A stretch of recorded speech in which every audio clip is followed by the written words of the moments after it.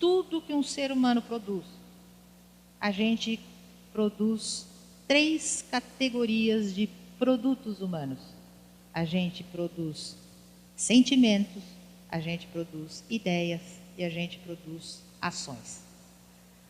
O que é um sábio? É um ser humano que conseguiu criar um eixo de coerência entre o que a sua cabeça pensa, o que o seu coração sente e o que as mãos realizam. É um ser humano que conseguiu gerar e produzir uma coerência na sua produção, na sua expressão no mundo. E quando a gente consegue produzir essa coerência, seja como indivíduo, seja como organização, o impacto transformador que a gente provoca costuma ser benéfico, porque ele costuma ser coerente. E ele costuma estar enraizado num conjunto de valores bastante claros, que para nós faz uma diferença monumental como seres humanos.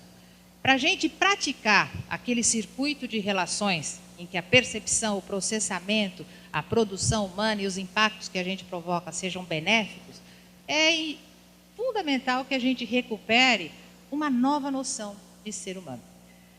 Eu acabei de dizer, recuperar uma nova noção de ser humano. O que eu estou dizendo aqui? Ela é nova para nós. E ela é recuperada porque ela é antiquíssima. Nas tradições e na sabedoria que a humanidade vem acumulando. Do que eu estou falando? Que a gente precisa recuperar, na noção de ser humano, a noção da consciência humana. Senão vai ficar muito difícil a gente ir além. A gente passar por essa fresta, sair desse ambiente estreito. E como é que a gente recupera essa noção? Se a gente passar a considerar um ser humano como uma expressão de vida que se compõe de 3 grandes esferas. Uma esfera biológica, que corresponde ao nosso corpo, e é fundamental, porque é aí que residem as nossas estruturas de ação. Se a gente não tiver essa dimensão biológica, pelo menos aqui nessa formatação de vida, aqui nesse planeta, não sei como a gente entraria em ação. A gente também dispõe de uma esfera mental, e que é super importante, porque aqui residem as nossas estruturas de criação.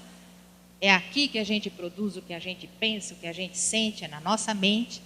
Mas seres humanos também trazem uma terceira esfera, a esfera da consciência humana. E essa esfera, ela é fundamental, por quê? Porque é aqui que residem as estruturas de inspiração. O que a gente já sabe hoje? A respeito do cérebro, a gente conseguiu identificar uma série de coisas nos últimos 10 anos, por conta dessas tecnologias não invasivas que a física está nos proporcionando. Toda a ressonância magnética, a possibilidade de fotografar o nosso cérebro em funcionamento, sem precisar abrir a cabeça da criatura para ver como é que a coisa ali dentro funciona. E por conta disso, a gente já sabe uma série de coisas a respeito desta conexão cérebro-mente-consciência. A gente já sabe como é que os neurônios funcionam, a gente já sabe que ali acontece um impulso eletromagnético, a gente já sabe como é que o pensamento se estrutura, mas quem é que decide para onde vão esses neurônios? Para que direção as sinapses vão acontecer? Quais as memórias que serão acionadas? Isso ainda está na categoria mistério. Com tudo que a gente sabe, a gente ainda não sabe isso. E isso pertence à esfera da consciência humana. Essa esfera que é fundamental ser permanentemente acessada, para que a nossa criatividade, para que as nossas ideias, para que os nossos sentimentos e as nossas ações possam, de fato, estar enraizadas numa dimensão ética.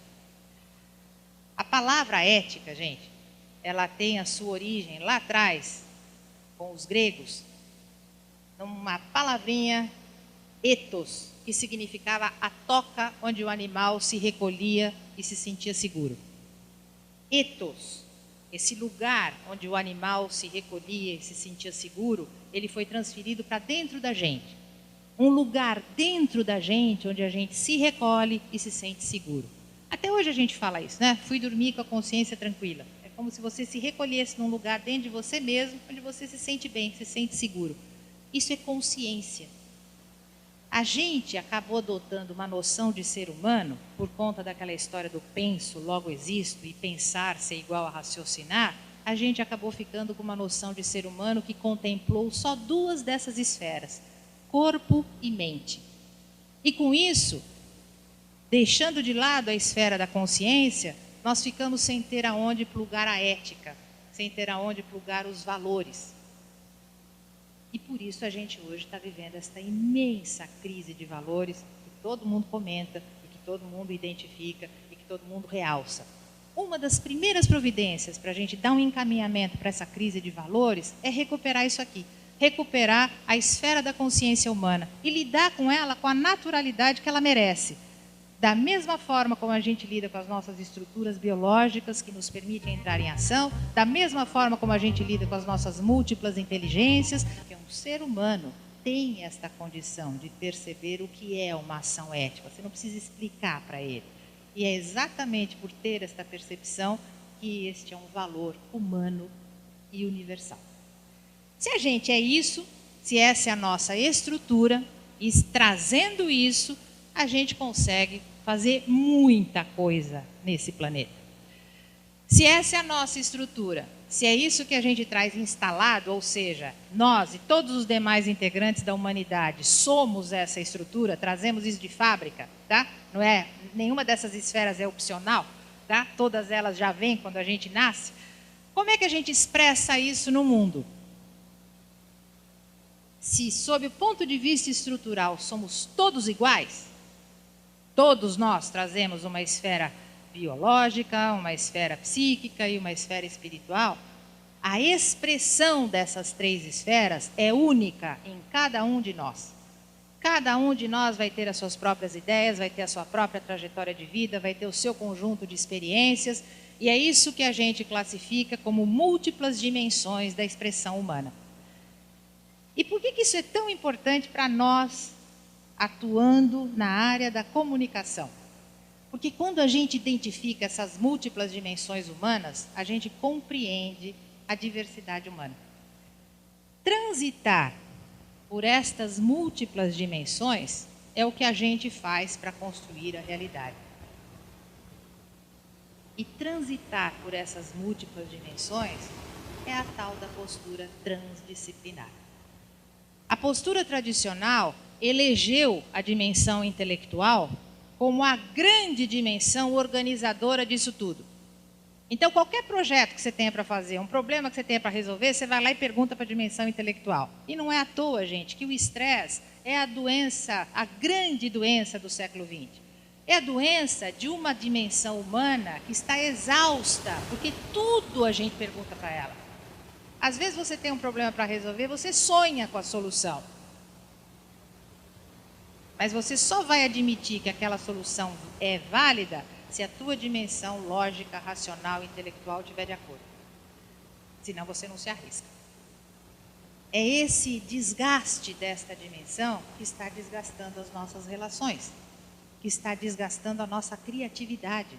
E se não for possível transitar por todas essas múltiplas dimensões e buscar ali os ingredientes necessários para produzir algo, de fato vai haver um desgaste profundo de uma única dimensão que está sendo exigida o tempo inteiro. Isso é o que a gente faz com a gente. E aí vem o que a gente faz com os outros.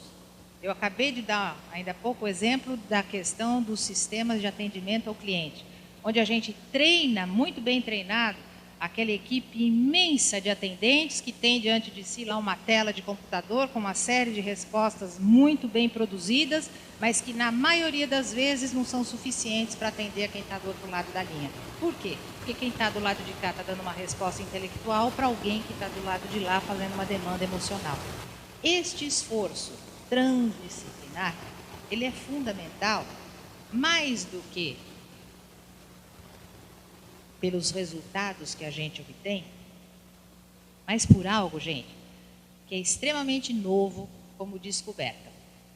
É algo que tem cerca de 10 anos e que é uma revolução em termos de responsabilidade de um profissional de comunicação. Se a gente já é responsável por uma série de coisas, e eu me incluo entre os profissionais de comunicação por conta da intensidade de trabalho que a gente tem feito com vocês, mas aquilo que recentemente se descobriu a respeito do cérebro e da forma como este cérebro funciona, isso traz uma nova dimensão de responsabilidade que vai muito além da perspectiva estratégica para o profissional de comunicação.